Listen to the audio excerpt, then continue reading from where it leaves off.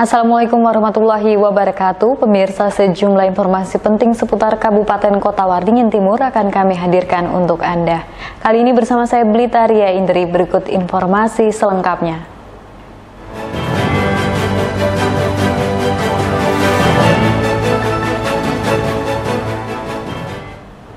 Pemirsa, puluhan remaja pengendara sepeda motor diamankan petugas keamanan bandara karena balapan liar di kawasan Bandara Sampit. Mereka kemudian dibawa ke Polsek Ba'amang untuk diberikan pembinaan. Sambil mendorong sepeda motornya, puluhan remaja berjalan kaki sekitar 2 km. Mereka digiring dari kawasan Bandara Sampit menuju Polsek Ba'amang. Para remaja ini diamankan petugas keamanan bandara karena kedapatan melakukan balapan liar di dalam kawasan bandara. Aksi meresahkan itu terjadi pada akhir pekan lalu. Petugas keamanan bandara yang ketika itu melakukan patroli menemukan sekelompok remaja melakukan balapan liar. Petugas dibantu warga sekitar kemudian mengamankan mereka dan membawanya ke Polsek Ba'amang untuk diberikan pembinaan. Kawasan Bandara Sampit sebagai objek vital belakangan kerap dijadikan arena balapan liar oleh sekelompok remaja. Sudah yang kesekian kalinya, petugas mengamankan pelaku balapan liar di lokasi tersebut. Untuk balap liar malam ini, kami patroli bersama dengan warga. Jadi saat kami patroli itu ditemukan beberapa anak-anak yang melakukan balap liar di daerah bandara. Jadi terus beberapa warga partisipasi untuk menutup portal depan supaya pelaku-pelaku balap liar tidak melarikan diri dari area bandara. Beberapa ada yang hanya ngumpul-ngumpul, beberapa ada yang juga balap liar. Tapi ya karena berhubung mereka di tempat, jadi ya diamankan aja dulu ke Polsek, dipertanyakan apakah mereka melakukan balap liar atau tidak, supaya para pihak Polsek tahu mana yang salah, mana yang benar. Aksi balapan liar menjadi aktivitas meresahkan yang banyak dikeluhkan warga. Selain rawan kecelakaan, suasana bising yang keluar dari knalpot brong juga mengganggu kenyamanan. Mashud Badarudin, Hayat TV. Pemirsa, seekor hewan liar dilindungi lutung abu-abu ditemukan tersengat listrik saat masuk ke kawasan pemukiman warga di Sampit. Peristiwa itu membuat lutung lemas serta mengalami luka di beberapa bagian tubuh. Peristiwa menimpa lutung abu-abu terjadi di Jalan Hasan Mansur, Kecamatan Ba'amang. Petugas Dinas Pemadam Kebakaran dan Penyelamatan yang mendapat informasi langsung menuju lokasi untuk menyelamatkan lutung. Petugas mendapati primata itu dalam kondisi lemas setelah tersengat kabel listrik bertegangan tinggi. Petugas kemudian mengevakuasi lutung dan membawanya ke markas komando damkar dan penyelamatan. Sengatan listrik membuat lutung dewasa berjenis kelamin betina mengalami luka di bagian paha kiri serta telapak tangan kanan. Kami terima informasi dari masyarakat via hotline damkar, langsung menuju ke lokasi. Melihat di lokasi kami menemukan keadaan lutung tersengat listrik, ya lumayan parah lah, jadi kita amankan. Saat berada di lokasi kondisi lutung dalam keadaan lemas. Untuk diperkirakan itu kabel listrik yang di atas, kabel listrik induk yang 3 di atas itu kayaknya. Berarti memang kabel listrik bertegangan tinggi berarti Pak ya? Demikian. Oleh pihak damkar dan penyelamatan, lutung diserahkan kepada Balai Konservasi Sumber Daya Alam setempat. BKSDA menduga lutung masuk permukiman akibat tersesat saat mencari makan. Karena luka lutung dinilai tidak terlalu parah, BKSDA memutuskan untuk segera melepas liarkan hewan dilindungi itu ke habitatnya. Diduga kuat lutung ini atau hirangan ini sedang mencari makan, dan kebetulan lokasi keterangan dari pihak damkar tadi, lokasi ditemukannya lutung itu tidak jauh dari semak belukar ataupun hutan yang masih sangat dekat dengan pemukiman warga. Karena tadi kami coba cek di bagian badan hirangan tadi memang ada luka, ataupun luka tersebut tidak kami anggap tidak parah, dan rencananya sore ini juga akan kembali dilepas liarkan di habitatnya, yaitu di Kecamatan Seranau, Kabupaten Kota Waringin Timur. Saat ini populasi lutung abu-abu di Kota Waringin Timur sudah sangat sedikit. Hewan pemakan dedaunan dan buah-buahan segar ini kadang masih bisa dijumpai di hutan sekitar bantaran sungai. Mashud Badarudin, Hayat TV. Informasi lainnya, guna meningkatkan sinergitas, Polres Kota Waringin Timur bersama Persatuan Wartawan Indonesia menggelar diskusi santai.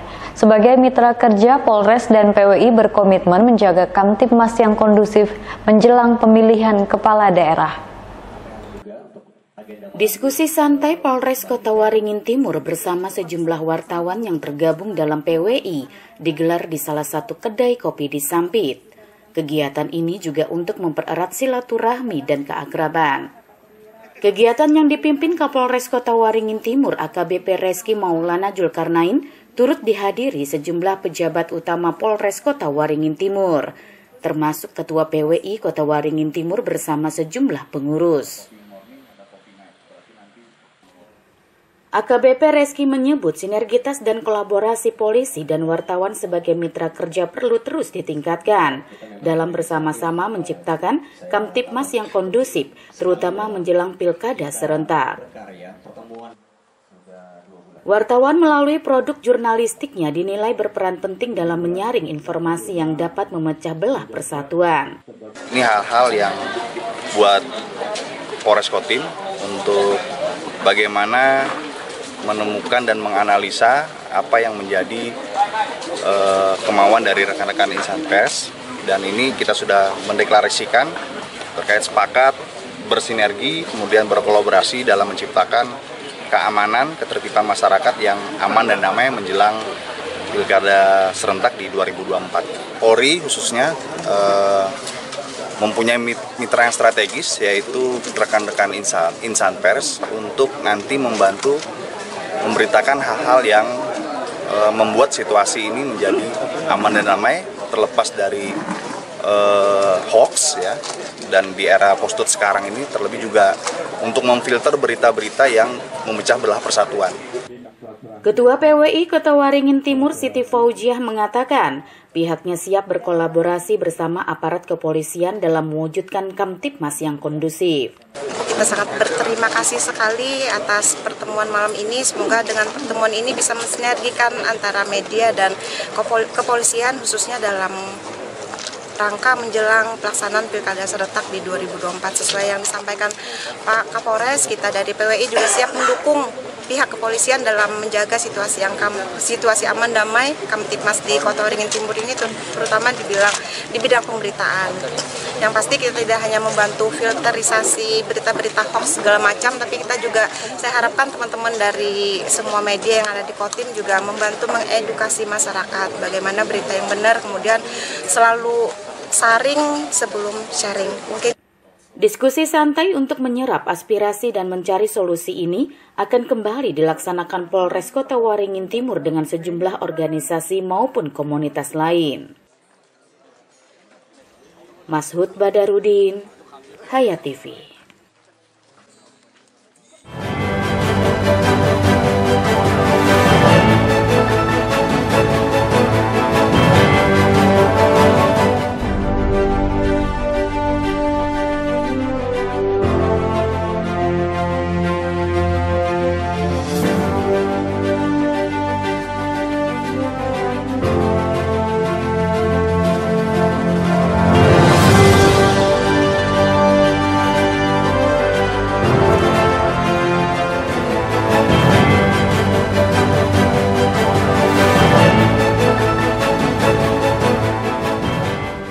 Informasi dari Kabupaten Kota Waringin Barat dalam rangka meningkatkan mutu dan kualitas bagi penyajian makanan untuk warga binaan pemasyarakatan, Lapas kelas 2B Pangkalan Bun menerima sertifikat halal dari Badan Penyelenggara Jaminan Produk Halal berdasarkan penetapan halal produk Majelis Ulama Indonesia yang diserahkan pada 22 Juli.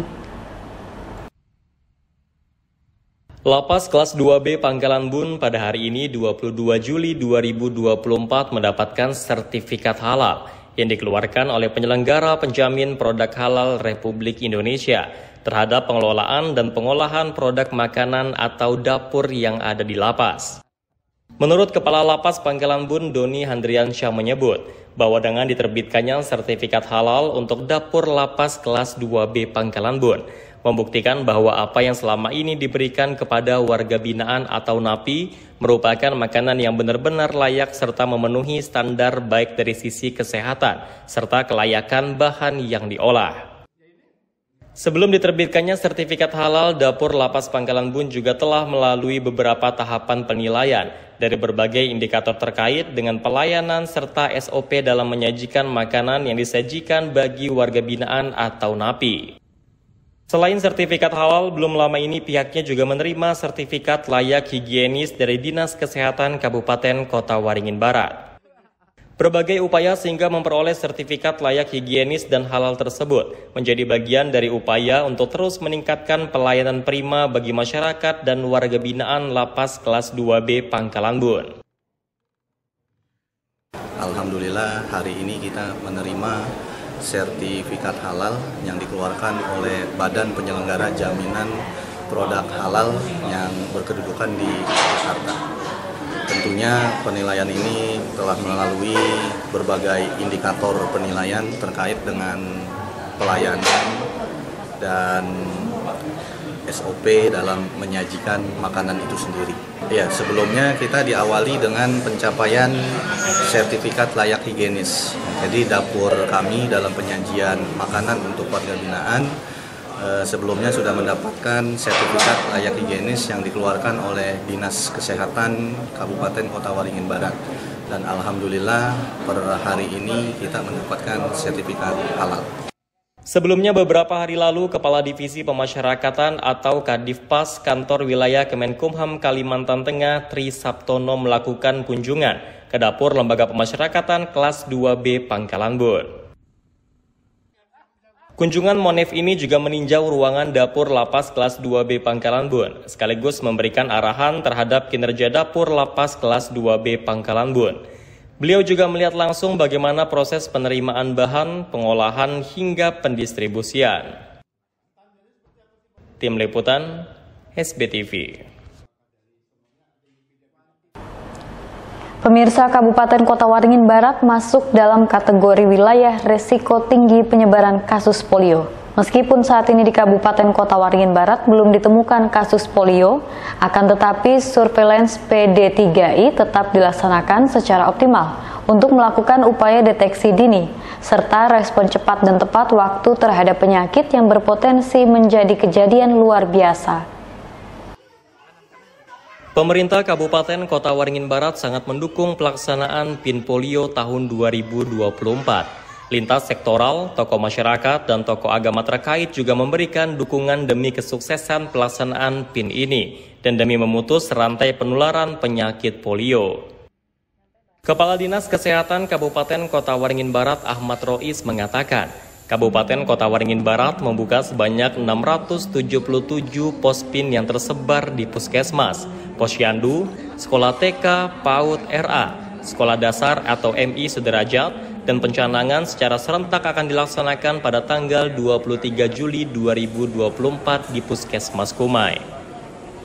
Tidak hanya itu, Ahmad Rois menambahkan sejak pandemi COVID-19 melanda Indonesia, cakupan imunisasi di Indonesia mengalami penurunan. Cakupan imunisasi juga terjadi di Kabupaten Kota Waringin Barat.